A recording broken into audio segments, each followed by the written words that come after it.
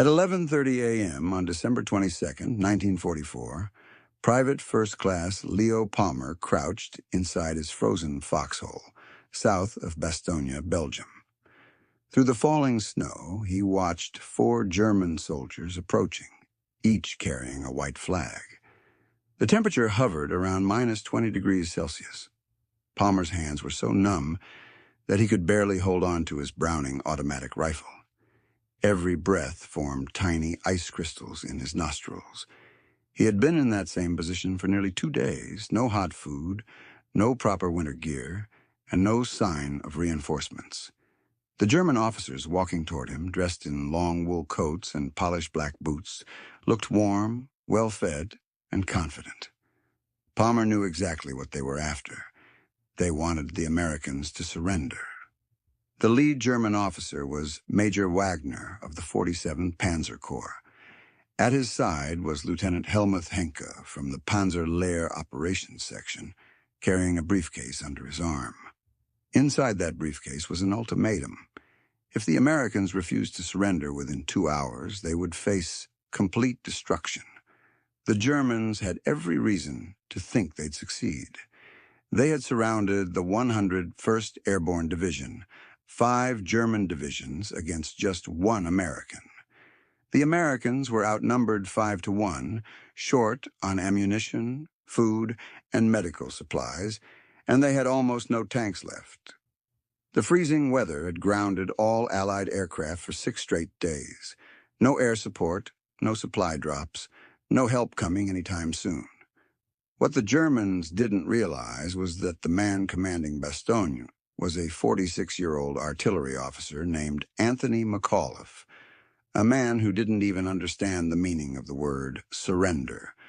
Within the next 17 minutes, McAuliffe would send a one-word reply that would echo through military history, lift the spirits of his surrounded men, confuse the German command, and help shift the momentum of Hitler's last great gamble in Western Europe, the Battle of the Bulge.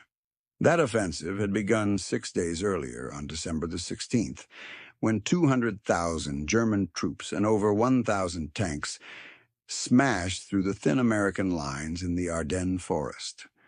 It was Hitler's final roll of the dice, a massive surprise attack meant to split the Allied armies, retake the port of Antwerp, and force the Western Allies to negotiate peace on German terms. To make it happen, Hitler scraped together his last reserves, pulling veteran units from the Eastern Front and gathering every operational tank and assault gun still available. 16-year-old boys and 50-year-old men were pressed into service. This was Germany's final attempt to stave off total defeat. The German buildup had been executed with precision. Troop movements took place only at night, under strict radio silence. Artillery was moved by horse-drawn wagons to avoid engine noise. 3 German armies were concentrated in the Ardennes, right across from the weakest sector of the American front. They achieved complete operational surprise. The American command was caught completely off guard. Intelligence had failed to detect the massive buildup. Ultra-intercepts went silent. Aerial reconnaissance was grounded by bad weather, and reports from ground patrols warning of German movement were dismissed as nerves or exaggeration. The U.S. frontline divisions in the Ardennes were either inexperienced units seeing combat for the first time, or battered formations sent there to rest and recover. The 106th Infantry Division had only been in position for 5 days. The 28th Division was still licking its wounds from the slaughter in the Hurtgen Forest. None of them were ready for the storm that hit them. The German plan relied entirely on speed. They needed to seize key road junctions before the Allies could respond, before the skies cleared and Allied aircraft returned to dominate the battlefield.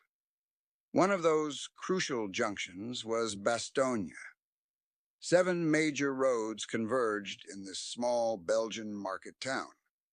Whoever controlled Bastogne controlled movement across the southern Ardennes. Without it, the German advance would stall. With it, they could push all the way to Antwerp. General Dwight D. Eisenhower recognized the danger instantly. On December 17th, he ordered the 101st Airborne Division to move from their rest area at Mourmelon-le-Grand near Reims, France, straight to Bastogne. The division was still recovering from 3 brutal months of combat in Holland during Operation Market Garden. Casualties had been heavy, and many soldiers were on leave in Paris. The division commander, Major General Maxwell Taylor, was in Washington at a staff conference. His deputy, Brigadier General Gerald Higgins, was in England. That left Brigadier General Anthony McAuliffe, the division's artillery commander, temporarily in charge. Brigadier General Anthony McAuliffe was never meant to be commanding an airborne division in the largest battle of the Western Front. He was an artillery officer, a 1918 West Point graduate who had spent most of his career around howitzers, fire direction centers, and gun batteries. Born in Washington, D.C. on July 2, 1898, McAuliffe first attended West Virginia University before entering West Point in 1917. His class graduated early due to World War I, finishing in November 1918, just as the fighting ended. For the next 25 years, McAuliffe served quietly in a variety of artillery posts. He was competent, disciplined, but not particularly famous, the kind of officer who rose steadily through the ranks without ever drawing much attention. Then came World War II, and everything changed. He jumped into Normandy with the 101st Airborne on D-Day, even after breaking his back during a practice jump in May. When Brigadier General Don Pratt was killed during the glider landings, McAuliffe was promoted to Assistant Division Commander. He proved his leadership under fire in Normandy and again in Holland during Operation Market Garden. Now, by sheer circumstance, the fate of Bastogne, and perhaps the outcome of Hitler's entire offensive, rested on his shoulders.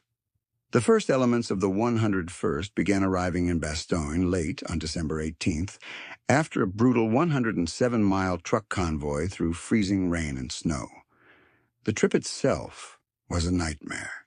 Men were packed into open trucks with no room to sit, forced to stand for hours in the icy darkness. Some trucks broke down, others slid off the frozen roads. Soldiers jumped from moving vehicles to relieve themselves and had to sprint to climb back aboard. Along the way, they passed retreating American units, exhausted, defeated men warning them to turn back. "The Germans have Tigers!" "Panthers! Entire divisions!" they said. But the paratroopers ignored the warnings and kept moving forward. They arrived at Bastogne unprepared for the cold. The division had been resting, expecting to spend Christmas in camp. Many of the men didn't have proper winter gear. No heavy coats, no insulated boots, not even gloves. They wore thin summer uniforms, jump boots that froze stiff overnight, and flimsy gloves that did nothing against the bitter frost. Some wrapped their feet in burlap sacks. Others stuffed newspapers inside their jackets for extra warmth. They'd been told this would be a quick mission, just a few days. Stop the German advance, hold the line until reinforcements arrived, then go back to camp. No one expected to be surrounded. No one imagined they'd be trapped under siege. By December 20th, German forces had completely cut off every road into Bastogne. The 101st Airborne, joined by elements of Combat Command B of the 10th Armored Division, the 705th Tank Destroyer Battalion, and several smaller units that had fallen back into town, were now encircled. Roughly 14,000 American soldiers were trapped inside a town that, before the war, had only 8,000 residents. Outside the perimeter, 5 German divisions were closing in. The 2nd Panzer, Panzer Lehr, and 26th Volksgrenadier divisions among them, supported by elements of 2 more. The Germans had tanks, artillery, ample ammunition, and supplies. The Americans had little more than grit and determination. The first serious loss came on December 19th, when Lieutenant Colonel James Laprade, commander of the 1st Battalion, 506th Parachute Infantry Regiment, was killed by a German artillery shell in the village of Noville, just north of Bastogne. Leprat had set up his headquarters inside a local building when an 88mm shell tore straight through it. He was killed instantly. Major William Desabry, who was with him, was badly wounded, losing an eye. The death of a battalion commander sent a shockwave through the ranks. If a lieutenant colonel could die that quickly, that easily, what chance did a private or corporal have? Then came the second devastating blow. Most of the division's medical company was captured. The medics had set up an aid station in what they believed to be a secure area treating wounded from the previous day's fighting. But during the night, German troops slipped through a gap in the American lines and overran the position within minutes. More than 100 medical personnel were taken prisoner, including surgeons and nurses. Dozens of wounded soldiers were also captured. All the medical supplies, ambulances, and surgical equipment were lost. From that moment on, the wounded in Bastogne would receive only the most basic care. Each day, the toll grew higher. More wounded, more dead, more despair. Every man lost chipped away at the defenders' strength. Yet somehow, the 101st still held the line. Company commanders who had started the battle with 150 men were now down to barely 60 or 70. Platoons that should have had 40 soldiers were reduced to 15 or 20. Squad leaders commanded just 3 or 4 men instead of 12. The defenders knew the truth. They were completely on their own. No reinforcements were coming anytime soon. The weather made any kind of air support or supply drops impossible. German artillery pounded the town day and night. The terrifying wail of screaming Mimis, Navalwerfer rockets, came in salvos of 6, their banshee-like shrieks striking fear into soldiers and civilians alike. German 88mm shells tore through buildings as if they were made of cardboard. 150mm howitzers leveled entire city blocks. The medieval stone buildings of Bastogne offered little protection. Walls that had stood for centuries were reduced to dust in seconds. The Cathedral of St. Peter took multiple direct hits, yet somehow remained standing. A silent, battered symbol of defiance amid the destruction. The town square was transformed into a lunar landscape of craters and rubble. Civilians crowded together in cellars beneath the shattered streets. Some shelters held 50 or 60 people, men, women, children, even infants, all packed together in the freezing dark, listening to the constant thunder overhead, and wondering if the next shell would bury them alive. The cold was as deadly as the enemy. Temperatures plunged to minus 28 degrees Celsius on the worst nights. Rifle bolts froze solid. Machine gun mechanisms had to be worked constantly to keep them from seizing up. Medics thawed morphine syringes in their mouths before giving injections. Blood plasma froze before it could be administered. Men urinated on their rifles just to thaw the actions. They learned to keep one round already chambered because working the bolt in that cold could be impossible. Frostbite took more men than German bullets. Soldiers who removed their boots found their toes black with gangrene. The aid stations were filled with men who would lose fingers, toes, even limbs to the freezing weather. By the morning of December 22nd, the situation in Bastogne was desperate. The defenders had endured constant attack for 2 days straight. The nighttime temperatures stayed below minus 20 degrees. Wounded men died as much from exposure as from their injuries. Frostbite cases overwhelmed the few remaining medics. Men's feet swelled so badly that they had to cut open their boots to prevent gangrene. Artillery units were almost out of shells. Some batteries had just 10 rounds per gun. Infantry units reported they had enough ammunition left for 1 major engagement, maybe 2 if they conserved every bullet. Food was running out. Most units were on 1/3 rations, Hot meals were just a memory. Men survived on cold K rations and melted snow. Medical supplies were nearly gone. Morphine was rationed. Surgeons operated without anesthesia, and bandages were washed and reused. The wounded lay on church pews and classroom floors because there were no more stretchers. McAuliffe knew all of it. He visited the front lines every day, driving through artillery fire in his jeep, walking the perimeter, checking on his men. He saw the exhaustion in their faces, the hunger, the cold, the fear. He saw 18-year-old privates with frostbitten feet so swollen they could barely walk. He saw sergeants who hadn't slept in 4 days, still directing their squads, still holding the line. He saw young lieutenants, 22, maybe 23 years old, commanding companies because all their captains were dead or wounded. He saw everything, and he knew the truth. They couldn't hold out much longer without help. That was the situation when, at 11:30 on the morning of December the 22nd, 4 German soldiers approached Private Leo Palmer's position under a white flag. Palmer hesitated. Enemy soldiers approaching under a flag of truce wasn't exactly covered in the training manual. Staff Sergeant Carl Dickinson, manning a nearby position, quickly took control. He called the Germans forward. Lieutenant Helmuth Henke, who spoke perfect English, explained that they carried a written message for the American commander. They agreed to be blindfolded, and even brought their own, strips of white cloth that looked like they'd been torn from bed sheets. Private First Class Ernest Premitz, a medic fluent in German, joined Dickinson.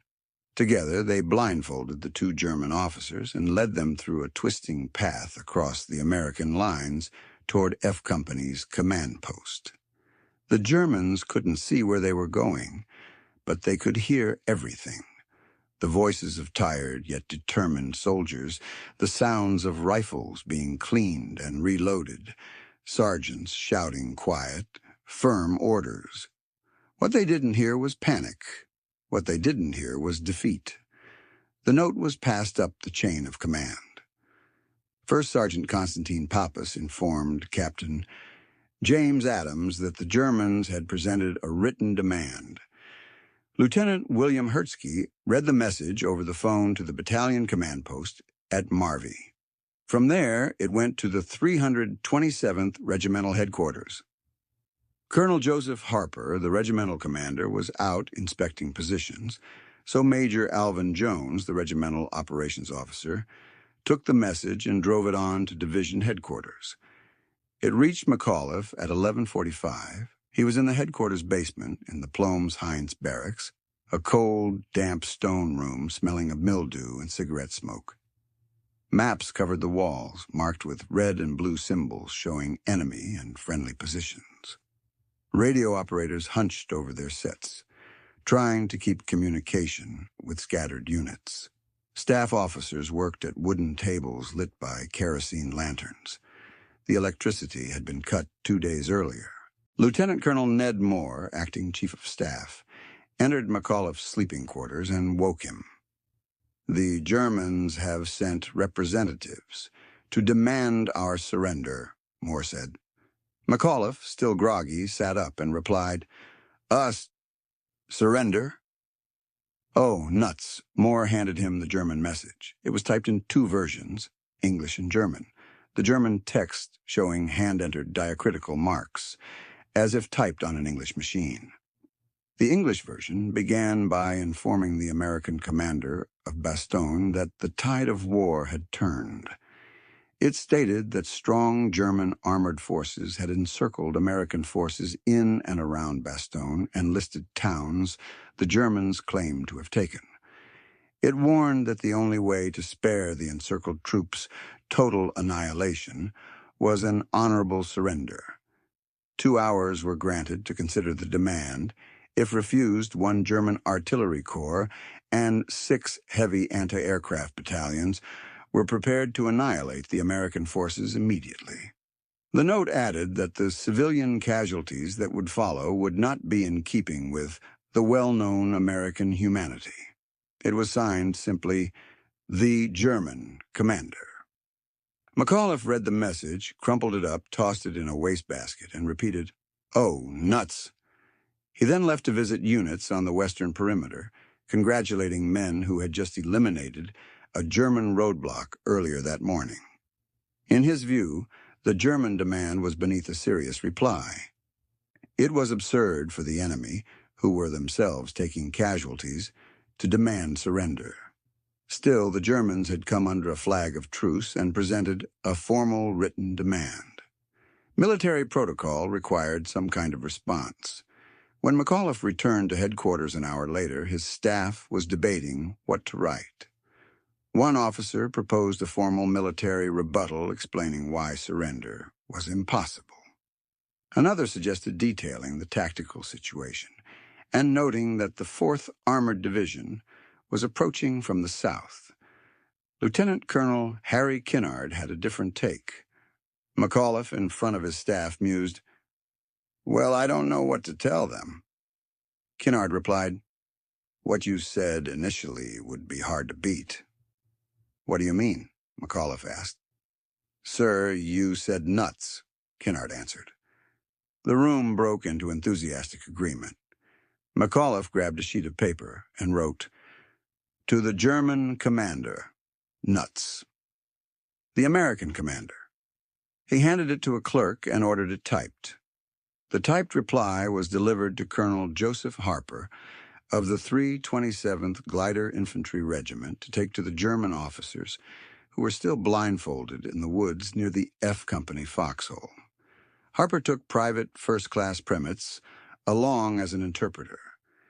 When Harper reached the German officers, he placed the paper in the hand of blindfolded Major Wagner. Henke asked whether the reply was written or verbal. Harper said it was written. Henke then asked whether the response was affirmative or negative, because an affirmative reply would allow the Germans to negotiate further. Harper answered, "The reply consists of a single word, nuts." Henke, confused, asked whether that meant yes or no. Harper said, "The reply is decidedly not affirmative," and added a warning. If the Germans continued their attack, their losses would be tremendous. Henke translated McAuliffe's one-word reply for Major Wagner. The major gave a brief nod. The two blindfolded German officers were then escorted, once again by a winding, indirect route, back to their entry point at the Kessler farm.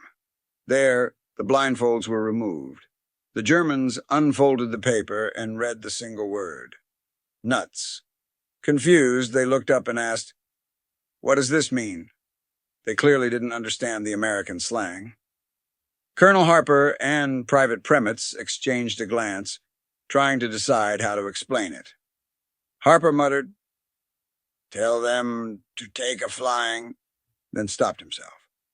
Premitz thought for a moment, then straightened and told them in German, "Du kannst zum Teufel gehen." "You can go to hell." The German major's expression darkened. Henke translated Harper's next words. "If you continue your foolish attack, we'll kill every last German who tries to break into this town." Henke shot back, We will kill many Americans." "This is war," Harper answered evenly. "We will kill many Germans." Then, almost casually, he added, "On your way, buddy, and good luck to you." After Henke translated, the major gave a curt nod. The two officers saluted and turned to leave. As they walked off, Harper called after them, "If you still don't get what I'm saying, just go back to your commanding officer and tell him to go to hell." As the German party passed Private Palmer's foxhole, the major tossed his blindfold to the ground. Palmer picked it up, later using it to clean his Browning automatic rifle, then threw it away, never realizing he'd just handled a piece of history. The Germans returned to their lines around 2 p.m., first stopping at the headquarters of the 900 1st Panzer Grenadier Regiment in Lutrebois, then continuing a mile further south to the Panzer Lehr Division headquarters. There, they met General Heinrich von Luttwitz, commander of the 47th Panzer Corps. When Major Wagner and Lieutenant Henke presented the American reply, Lüttwitz was stunned. He had been certain the Americans would surrender. In fact, he had already prepared to accept their capitulation and marched triumphantly into Bastogne. Instead, he received a one-word answer he couldn't even decipher. General Fritz Bayerlein of the Panzer Division suggested they begin the artillery barrage from behind the ridge. But Lüttwitz interrupted him. The heavy artillery was no longer there. It had been moved forward past Bastogne to support the drive toward the Meuse River. The 6 heavy anti-aircraft battalions mentioned in his ultimatum had never existed. The threat had been a bluff, an attempt to intimidate the Americans into surrendering without a fight. Now that the bluff had been called, Lüttwitz had nothing left to back it up. The promised massive bombardment never came. Meanwhile, word of McAuliffe's reply spread through the American lines within hours. Soldiers who had been near the breaking point suddenly found new strength. If their general could look the situation in the eye and call it nuts instead of hopeless, maybe they could hold out after all. If McAuliffe could tell the Germans to go to hell while surrounded, outnumbered 5-1, freezing, starving, and nearly out of ammo, then by God, they could keep fighting too. The story grew with each retelling.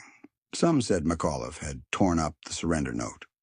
Others swore he'd used far stronger language than nuts. But everyone understood the message loud and clear. No surrender. Not now, not ever.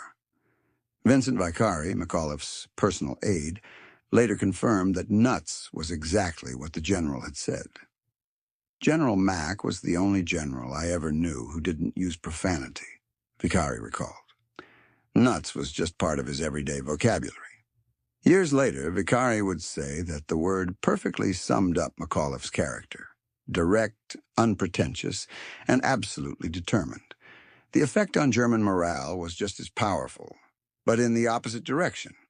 German troops had been told that the Americans in Bastogne were finished, that surrender was inevitable. The success of the entire offensive depended on speed, crushing resistance quickly and pushing west before the Allies could recover. But every day Bastogne held out, the German timetable slipped further. Each hour bought the Allies more time for reinforcements to arrive, more time for the skies to clear, more time for Allied aircraft to return. And when German soldiers learned that the Americans had rejected the surrender demand with a single, incomprehensible word, they began to wonder what kind of enemy they were really facing. Tank commanders who had fought across Russia and France knew when an enemy was ready to break.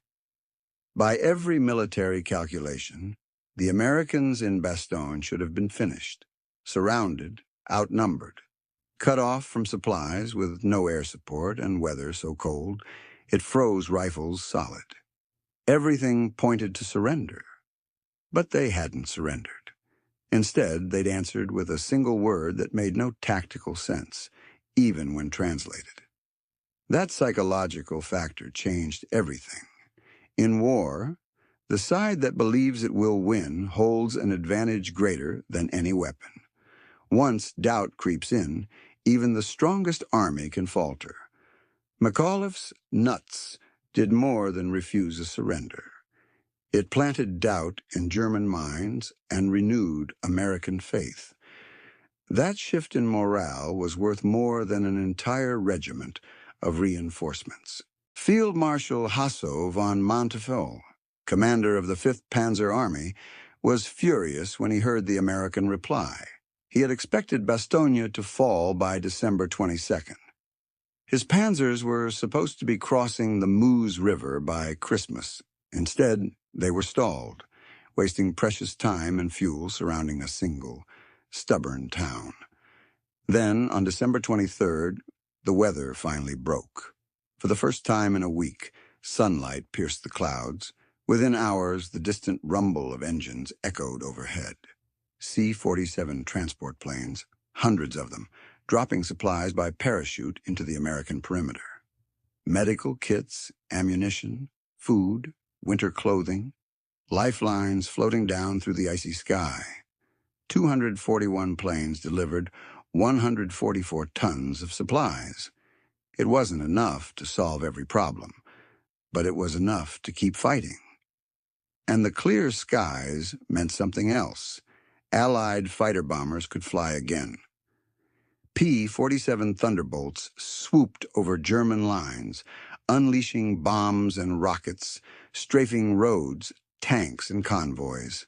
For the first time in days, the defenders of Bastogne felt the balance begin to shift. On Christmas Eve, McAuliffe sat in his cold, dim headquarters, typing by candlelight. Outside, German bombers droned overhead, their explosions shaking the walls, dust sifting down from the ceiling. He began to write a message to his men, one that would become part of Bastogne's legend. He told them about the surrender demand and his reply. "What's merry about all this, you ask?" he wrote. "We're fighting.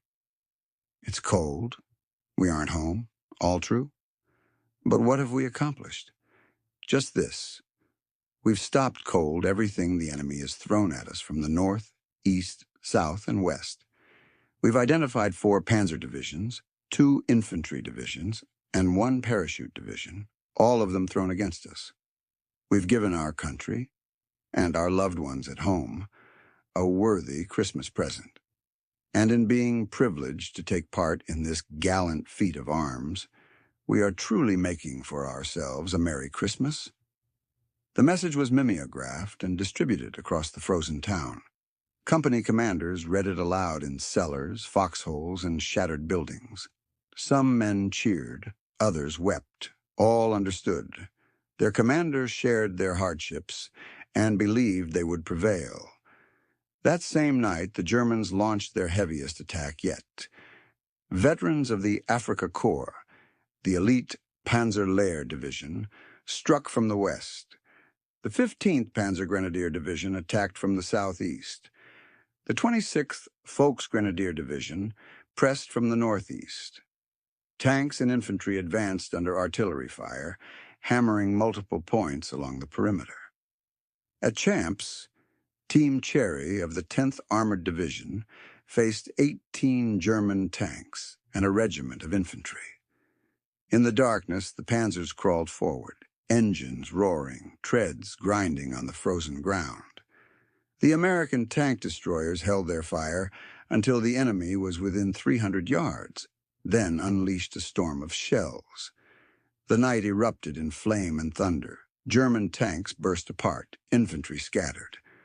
The attack was stopped, but at a terrible cost. Team Cherry lost half its strength. Near Marvy, the 2nd Battalion, 327th Glider Infantry Regiment faced a battalion of German paratroopers, seasoned Fallschirmjäger, who had fought in Crete and Italy. They attacked just after midnight, moving through the woods like shadows. They got within grenade range before they were spotted. The fighting turned hand to hand, bayonets, knives, even entrenching tools. Private First Class Thomas Gallagher killed 3 Germans with his shovel when his rifle jammed. The glider infantry held the line, but barely. The most dangerous threat came at Flamierge, where German tanks and infantry discovered a gap in the American defenses. They poured through, racing straight toward Bastogne. If they broke through, the entire defense would collapse. McAuliffe scraped together his last reserves, a provisional company made up of cooks, clerks, and the walking wounded. They were led by Major William de Sobry, who had been injured at Noville but refused evacuation. With a bandage covering one eye, de Sobry led this unlikely force into the woods outside Bastogne. The cooks and clerks fought like seasoned veterans. They had heard about NUTS. They knew what it meant. No surrender, no retreat. For 3 crucial hours, they held the German advance until reinforcements arrived. When dawn broke, 42 German soldiers lay dead in the snow. The provisional company had lost 18 men. but they had saved Bastogne. On December 26th, the lead elements of the 4th Armored Division finally broke through to the town. Lieutenant Colonel Creighton Abrams, commanding the 37th Tank Battalion, personally led the attack that opened a corridor to the trapped defenders.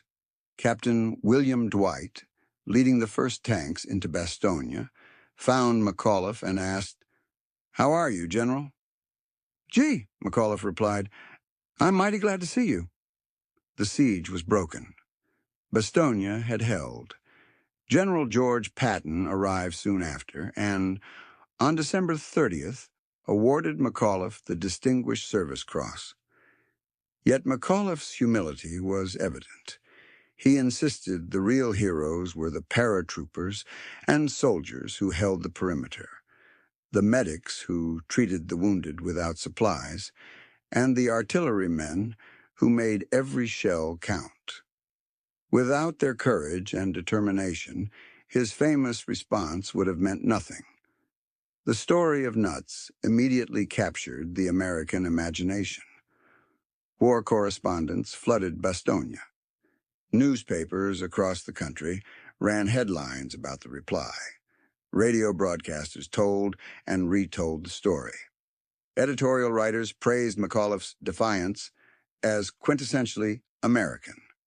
Within days, McAuliffe had transformed from an unknown brigadier general into a national hero. Mail poured in from across the country. Mothers thanked him for inspiring their sons. School children sent drawings. One company even offered to ship 10,000 pounds of actual nuts to Bastogne. The influence of that single word stretched far beyond the battlefield. During the Korean War, surrounded Marines at the Chaussin Reservoir would joke about giving the Chinese the Bastogne treatment. In Vietnam, besieged fire bases referenced McAuliffe when refusing enemy surrender demands. Nuts had become an international shorthand for defiance against overwhelming odds. McAuliffe was promoted to Major General on January 3, 1945, and given command of the 103rd Infantry Division, leading them through the final battles in Germany. After the war, he commanded the 7th Army, then United States Army Europe, retiring in 1956 as a full general. But wherever he went, he was forever remembered as the Nuts General. The town of Bastogne never forgot.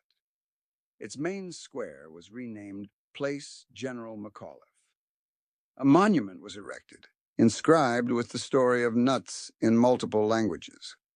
Every December, the town holds ceremonies commemorating the siege. A Sherman tank stands in the square, still bearing battle damage, a permanent reminder of those desperate days. Lieutenant Colonel Harry Kinnard, who had suggested using Nuts as the official reply, went on to pioneer combat helicopter operations in Vietnam, commanding the 1st Air Cavalry Division. Yet he always said his greatest contribution to military history was recognizing that McAuliffe's instinctive response was perfect. Colonel Joseph Harper, who delivered the message, stayed in the Army and eventually commanded the United States Army Infantry School. Private First Class Ernest Premitz returned home and became a marine biologist, but every December 22nd he remembered standing in the snow, telling German officers they could go to hell. The veterans of Bastogne formed the Association of the Battered Bastards of Bastogne, proudly reclaiming the nickname that German propaganda had intended as an insult. They held annual reunions, growing older and fewer in number, but never forgetting. Staff Sergeant Joseph Rogan of the 502nd Parachute Infantry Regiment was checking his men's positions when news of McAuliffe's reply spread. His soldiers were exhausted, freezing, and nearly out of ammunition. Yet suddenly, they felt a spark of hope. The word nuts had reminded them why they were still standing. He thought they were finished. Then he heard about nuts. It was like someone turned on a light in a dark room, he would say years later. Private William Sarkanikos of the 327th Glider Infantry was wounded, lying on the stone floor of St. Peter's Church, which had been turned into an aid station. Its stained glass windows had been blown out, and snow drifted through the gaps. Wounded men lay in rows, some moaning, others silent. The smell of blood, gangrene, and human waste filled the air. Despite the pain from shrapnel in his leg, Sarkanikos smiled. "That's our general," he thought.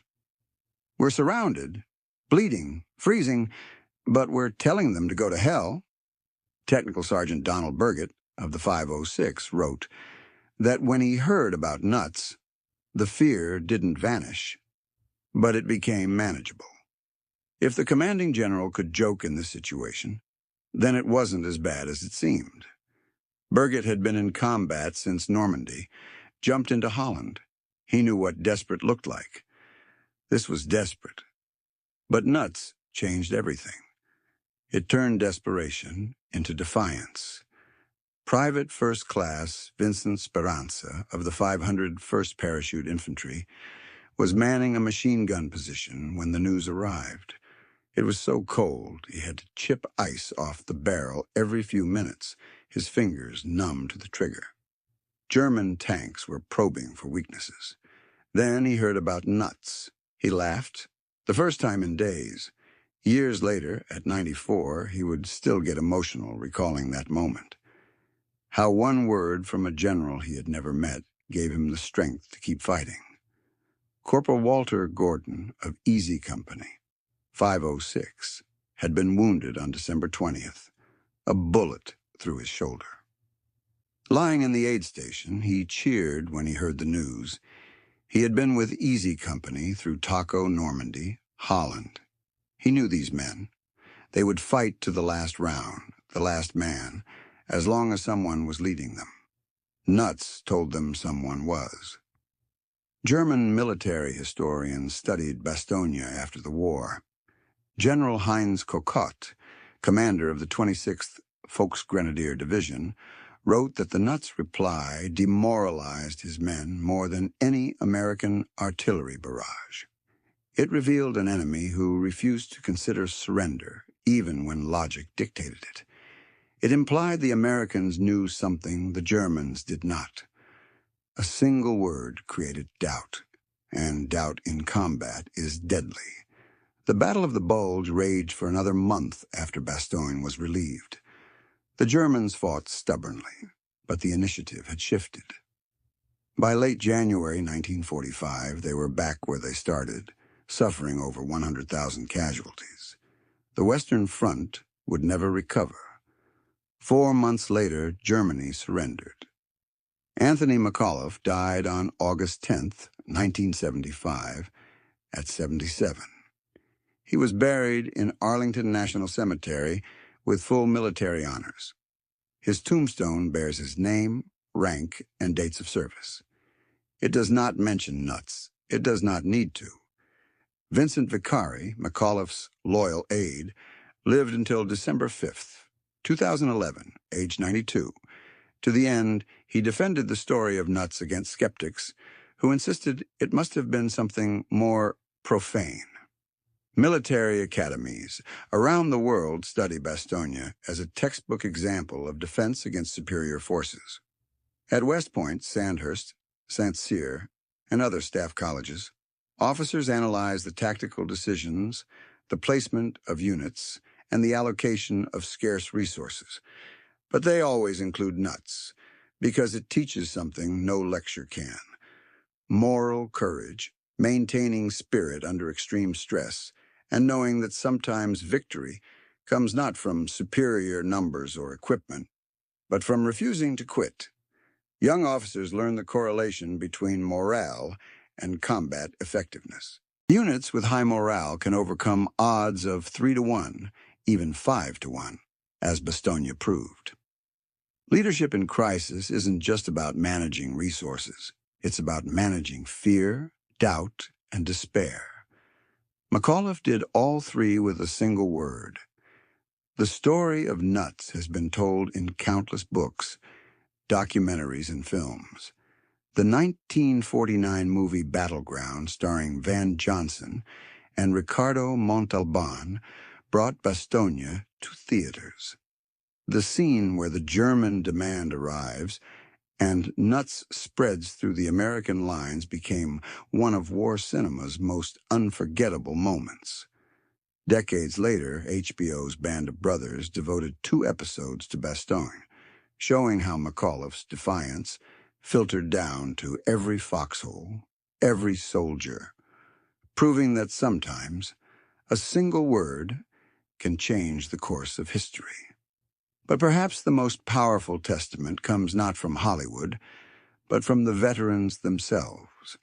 At reunions of the 101st Airborne Division Association, old men gathered, their numbers dwindling with each passing year. They shared stories of friends long gone, of terror and triumph. And inevitably, someone would raise a glass and say, "Nuts." Everyone would laugh, remembering that December day when their general told the Germans to go to hell. First Sergeant Leonard Funk of the 502nd Parachute Infantry, who would earn the Medal of Honor just weeks later, said Bastogne taught him what Americans could do when pushed to the limit. We found out we could take anything the Germans could dish out and give it back harder. Nuts was their way of saying, bring it on. Major Richard Winters of Easy Company 506, who would later gain fame through Band of Brothers, wrote in his memoirs that McAuliffe's reply was worth an entire division of reinforcements. It gave the soldiers something to fight for beyond survival. It gave them pride. They were the men who said nuts to the Wehrmacht. That meant something. Even German veterans acknowledged its psychological impact. General Major Heinz Kokot, commander of the 26th Volksgrenadier Division, admitted that the American response baffled and demoralized his troops. We could not understand an enemy who would joke when surrounded. It suggested they knew something we did not. It made us hesitant, uncertain. And in war, uncertainty is fatal. The influence of nuts extended far beyond Bastogne, far beyond World War II. During the 1948 Arab-Israeli War, defenders of the Jewish quarter in Jerusalem explicitly referenced Bastogne. During the Korean War, when the 1st Marine Division was surrounded at the Chosin Reservoir, General Oliver Smith declared, "Retreat? Hell, we're not retreating. We're just advancing in a different direction." The spirit of nuts lived on. In Vietnam, when Fire Support Base Ripcord was surrounded in 1970, the American commander referenced McAuliffe. McAuliffe didn't withdraw from Bastogne, and we're not withdrawing from Ripcord. The base held for 23 days before evacuation. In Iraq and Afghanistan, surrounded outposts painted nuts on their walls, connecting generations to that December day in Belgium. 79 years later, the story endures. Bastogne has become a place of pilgrimage. Veterans return, now in their 90s, or are represented by children and grandchildren. They walk the perimeter where young men once held the line. They stand in the square, beneath McAuliffe's statue, gazing over the town he saved. They visit the War Museum, where McAuliffe's uniform is displayed, alongside the typewriter that produced the famous message. The Bastogne War Museum, opened in 2014 for the 70th anniversary, uses modern technology to recreate the siege, the biting cold, the thunder of artillery, the desperation, but the climactic moment remains the same. The Germans' surrender demand, and McAuliffe's reply, nuts. Visitors from around the world, speaking dozens of languages, all understand it. It transcends language, culture, and time.